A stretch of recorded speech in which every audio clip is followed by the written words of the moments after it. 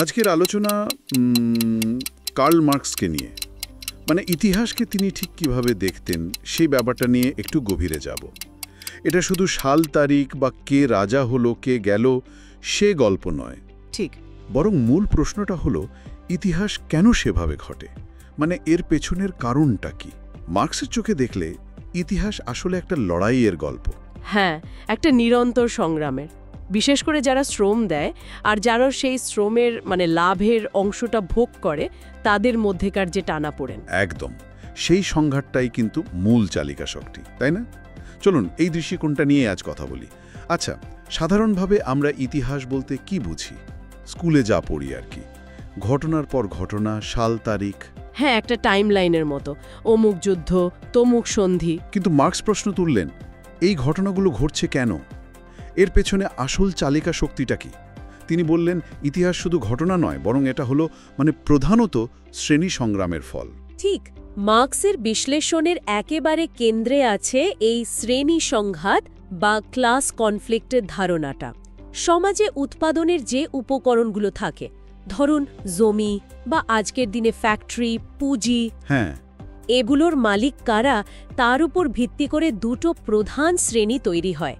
একদিকে মালিক, মানে যারা ওন করে, আর অন্যদিকে শ্রমিক শ্রেণী, যাদের আসলে নিজেদের শ্রম বিক্রি করা ছাড়া আর কোনো উপায় থাকে না। তার মানে এই দুই দলের স্বার্থ আসলে একেবারে উল্টো। একদম, এখানেই মূল সংঘাতটা। একটা উদাহরণ দিলে হয়তো ব্যাপারটা আরও পরিষ্কার হবে, তাই না? অবশ্যই। ধরুন ব্রিটিশ আমলের বাংলা, একদিকে জমিদার, জমির মালিক সে, অন্যদিকে কৃষক, সে কিন্তু মাথার ঘাম পায়ে ফেলে ফসলটা ফলাচ্ছে, কিন্তু তার শ্রমের পুরো দামটা সে পাচ্ছে না।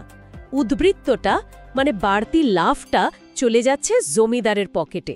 আচ্ছা, আবার আজকের দিনে ভাবুন একটা পোশাক কারখানার কথা। শ্রমিক হয়তো দিনরাত খাটছে, হ্যাঁ, অহরহই তো শুনি, কিন্তু লাভের সিংহভাগটা কার কাছে যাচ্ছে? মালিকের কাছে। মার্কস এই সম্পর্কটাকেই বলছেন শোষণ বা এক্সপ্লয়টেশন। মানে শ্রমিক যে ভ্যালুটা তৈরি করছে তার একটা অংশ তাকে না দিয়ে আত্মসাৎ করা হচ্ছে। বুঝলাম, কিন্তু এই ব্যবস্থাটা কি চিরকাল চলতে থাকে? মানে ইতিহাস তো আমরা বদলাতে দেখি। না না, এখানেই মার্কসের গুরুত্বপূর্ণ পর্যবেক্ষণ। তিনি বলছেন এই শোষণ চিরস্থায়ী নয়, এটা বদলায়। কিভাবে বদলায়? যখন শোষিত শ্রেণী, শ্রমিক বা কৃষক, তারা নিজেদের অবস্থাটা বুঝতে পারে, সচেতন হয়। মানে যখন তারা বুঝতে পারে যে তাদের ঠকানো হচ্ছে। হ্যাঁ, এবং শুধু বুঝলেই হবে না, সংগঠিত হতে হবে। যখন তারা একজোট হয়, রুখে দাঁড়ায়, তখনই পরিবর্তন আসে। সেটা হতে পারে ছোটখাটো সংস্কারের মাধ্যমে, আবার কখনো বড়সড় বিদ্রোহ বা বিপ্লবের মধ্যে দিয়ে। আচ্ছা, এভাবেই তো সমাজ পাল্টেছে। দাসপ্রথা ভেঙে একসময় সামন্ততন্ত্র এলো, আবার সামন্ততন্ত্রের পতন হয়ে জন্ম নিল পুঁজিবাদ।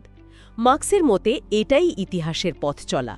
একটা পুরনো ব্যবস্থার ভেতরের দ্বন্দ্ব, সংঘাত থেকেই নতুন ব্যবস্থার জন্ম। ব্যাপারটা বেশ ইন্টারেস্টিং।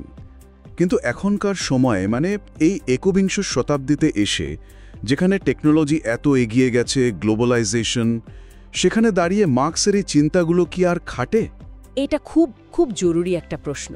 অনেকেই মনে করেন আগের চেয়েও বেশি খাটে, কারণ পুঁজিবাদের মূল যে দ্বন্দ্বগুলো, একদিকে মুনাফা বাড়ানোর চাপ আর অন্যদিকে শ্রমিকের অধিকার বা স্বার্থ, সেগুলো তো এখনও আছে, হয়তো আরও বেড়েছে। হ্যাঁ, তা তো দেখতেই পাই। কাজের অনিশ্চয়তা, যারপ্রাতার নিরাপত্তা কমা, একদম সবকিছুই যেন পণ্য হয়ে যাচ্ছে, এমনকি আমাদের সম্পর্কগুলো, অবসর সময়, সবকিছু। আবার দেখুন এই যে পরিবেশ সংকট বা মানসিক স্বাস্থ্যের যে সমস্যাগুলো বাড়ছে, অনেকে এগুলোকেও কিন্তু মার্কসীয় দৃষ্টিকোণ থেকে দেখেন। এই সিস্টেমের যে লাভ সর্বস্ব মন্তক, সেটাই হয়তো এগুলোর জন্য দায়ী, যেখানে মানুষের ভালো থাকা বা প্রকৃতির সুস্থতার চেয়েও লাভটাই বড় হয়ে দেখা দেয়। কিন্তু তার মানে কি এই যে আমরা পরিস্থিতির দাস? ইতিহাস কি তাহলে আগে থেকেই ঠিক করা? না, একেবারেই না। মার্কস এটা খুব জোর দিয়ে বলেছেন যে মানুষই তার নিজের ইতিহাস তৈরি করে। মানুষই তৈরি করে? হ্যাঁ, তবে সে একা একা বা শূন্য থেকে করে না। সে যে পরিস্থিতির মধ্যে থাকে সেই পরিস্থিতির মধ্যে থেকেই করে। সেই পরিস্থিতিটা হয়তো তার নিজের তৈরি নয়, আমাদের সামনে কিছু লিমিটেশন থাকে, আবার কিছু সম্ভাবনাও থাকে।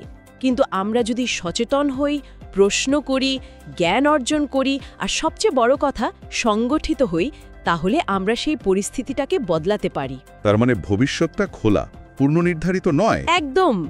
ভবিষ্যৎ তৈরি হয় মানুষের কাজ, মানুষের সিদ্ধান্তের মধ্যে দিয়েই।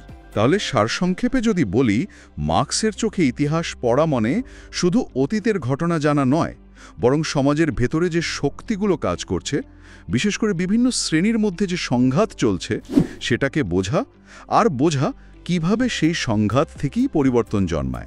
হ্যাঁ, ঠিক তাই। এটা একটা প্রসেস, একটা নিরন্তর বদলের প্রক্রিয়া। আর এখানেই হয়তো আজকের আলোচনাটা শেষ করার আগে একটা প্রশ্ন রেখে যাওয়া যায়। যদি ইতিহাস সত্যি সংঘাত, সচেতনতা আর মানুষের কাজের মাধ্যমে বদলায়, তাহলে আজকের এই পৃথিবীতে, এই মুহূর্তে কোন শক্তিগুলো, যেগুলো আমরা দেখতে পাচ্ছি বা হয়তো পাচ্ছি না, আমাদের বর্তমান আর ভবিষ্যৎকে তৈরি করছে? আর সেই প্রক্রিয়াগুলো সম্পর্কে আমরা ব্যক্তি হিসেবে বা সমাজ হিসেবে কতটা সচেতন?